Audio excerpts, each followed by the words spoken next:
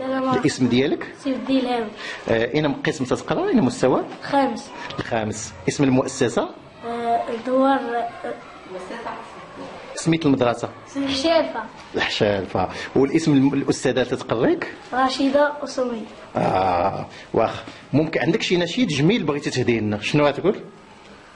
ماشي. هذا اللي درتي. نقول إذا ما قال لي ربي أما استحييت تعصيني وتخفي الذنب عن خلقي وبالعصيان تأتيني فكيف أجيب يا ويحي ومن ذا سوف يحميني أسلي النفس بالآمان من حين إلى حين وأنسى ما وراء الموت ماذا بعد تكفيني كأني قد ردمنت العيش ليس الموت يأتيني وجاءت سكرة الموت الشديدة ما سيحميني نظرت إلى الوجوه ليس منهم من سيبديني سأسأل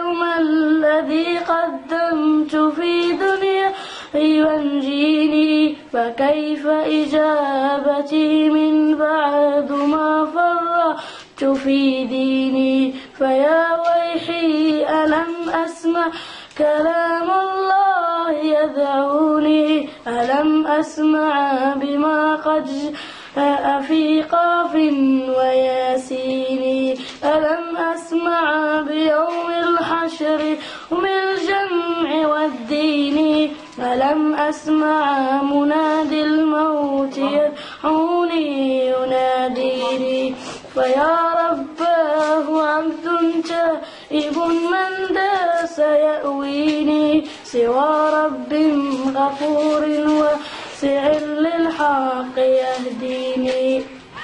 بارك الله عليك. بارك الله.